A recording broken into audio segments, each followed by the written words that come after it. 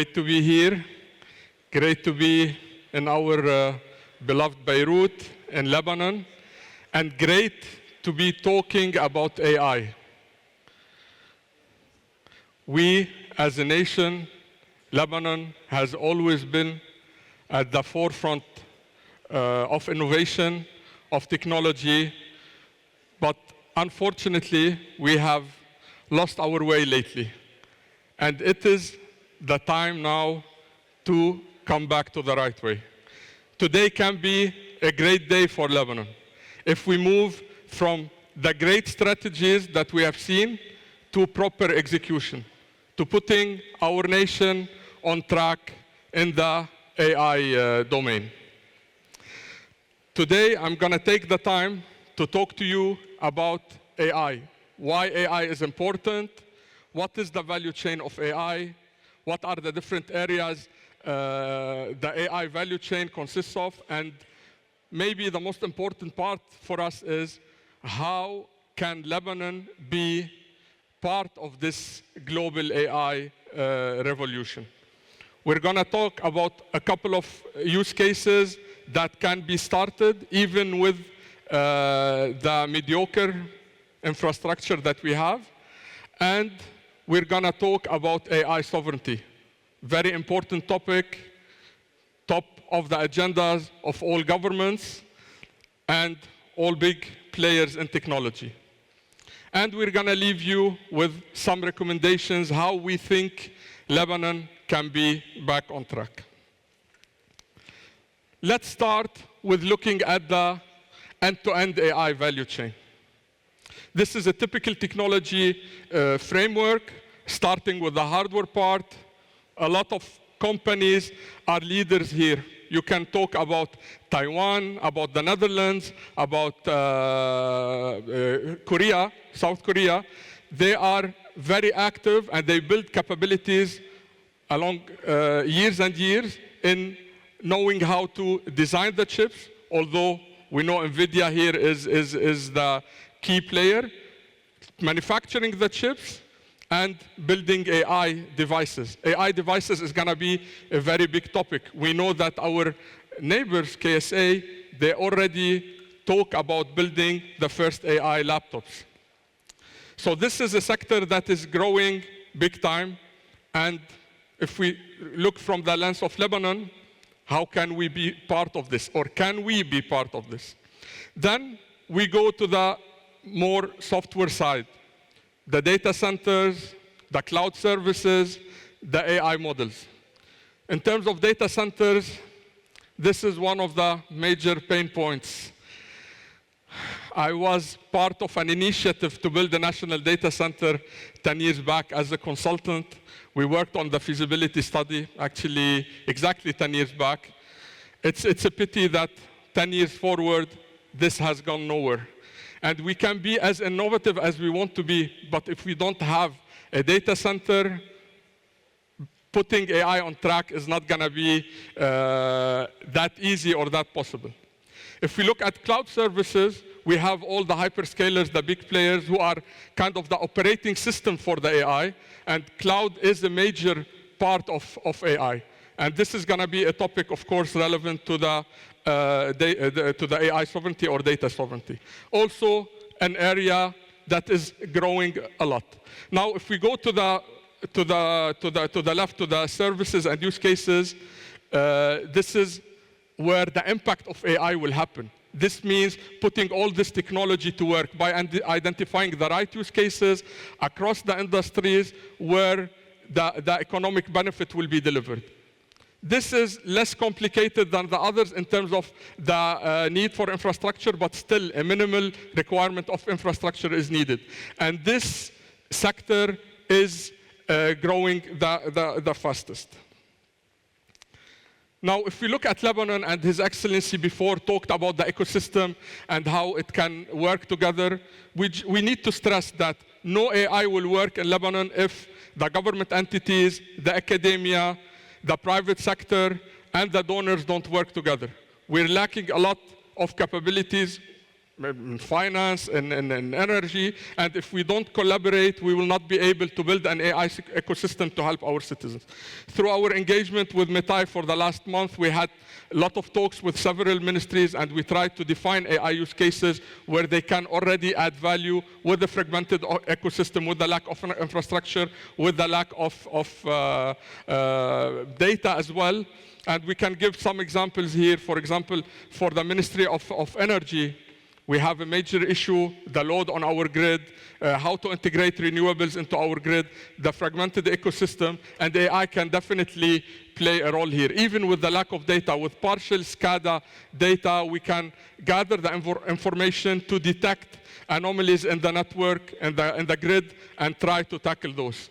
Across the government also, there are so many use cases to help the citizens, to be guides for the citizens across their journey and their interaction with the government. In policy making, there are ways where we utilize AI to simulate digital personas of the different sectors of the society and work on setting the right policies with these digital personas, especially with the lack of infrastructure to run memorandums and to gather the data from the citizens. Maybe very important here is to talk about AI sovereignty. And why do we talk about AI sovereignty? Does Lebanon need to have a sovereign AI solution?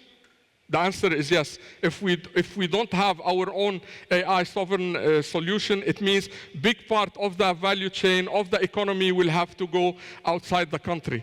And we are counting on AI to leapfrog, to catch up with the nations around us. The pillars here, and I'll try to go through them quickly. Data. We talked about the importance of data a lot. Without the data, no AI will exist.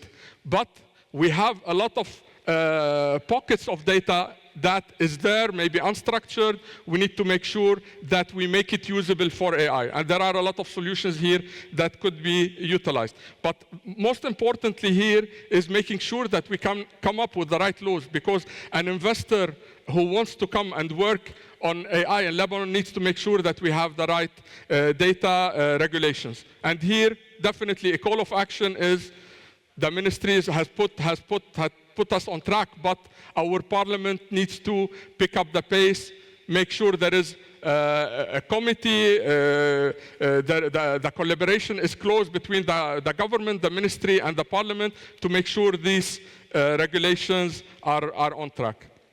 On the ethics side, AI ethics is very important because AI is intelligence, but intelligence without the soul. And the AI ethics, they set the guardrails to make sure that the AI is on track. Just a simple example, in a financial services company, you can utilize AI to make a lot of profits. But ethics provides the guardrails to make sure that those profits are all legal and not harmful to other parts of the ecosystem.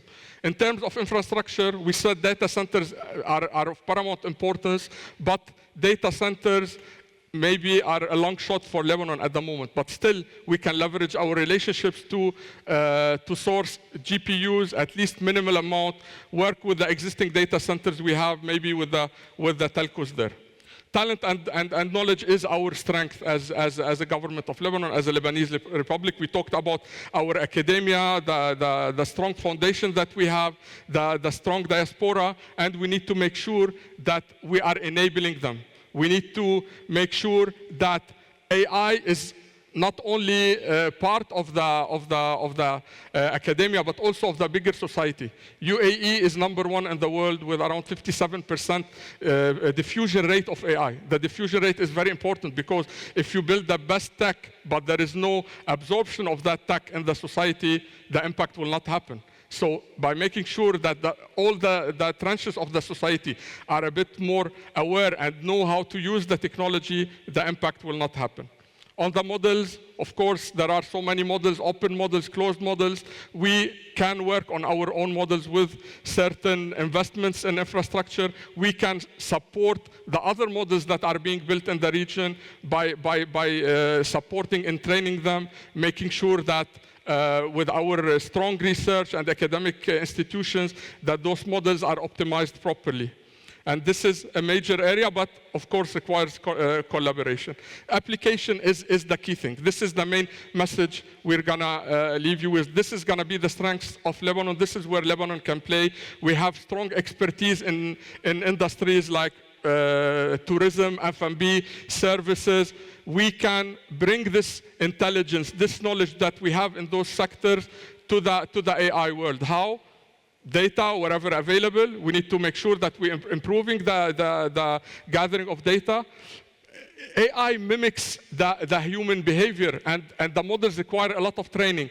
And experts, successful enterprises in the physical world can take this expertise to the AI world by supporting the training of the models in the right way. And of course, any AI system does not take full autonomy, even when we talk about agents. Most of the use cases require what we call a human in the loop. And designing the right AI system, defining the places where the AI is taking autonomous activities and where the humans interfere, this requires foundational knowledge in the business itself. And this is definitely something we can provide in specific sectors. I'm gonna close with where Lebanon can play in the ecosystem. Again, to summarize, we have great talent, multilingual. We are close to where the major action in AI is happening, mainly in the Gulf, in countries like UAE, KSA, and Qatar. We need to make sure that we are building a bridge with them, that we are providing them with the support needed, because they are building the future on AI. And if we don't have the investment to make this happen, we can provide the knowledge and the brains to support them in making this happen. Our pitch is we need to three steps. We have now a ministry or under formulation. It's key that there is an AI authority channeling all the knowledge around the topic in Lebanon around one direction. We need to make sure that we have the right connections to our GCC friends and brothers, because they are building the future. We want to be part of the future, and we have a lot of capabilities that they will require us to build. And last but not least, we can be the test bed. We can build the right AI use cases to make them successful in Lebanon and to scale them in the GCC and beyond. We talked about AI, so many things to do. It's time to action. I would love to see a big plan that the government goes to the parliament, they sit together, and they decide that in 1 month, all those laws and regulations are going to be out, and we really trigger the AI execution plan for Lebanon. It's time to act now, and hopefully we can make it happen together. Thank you.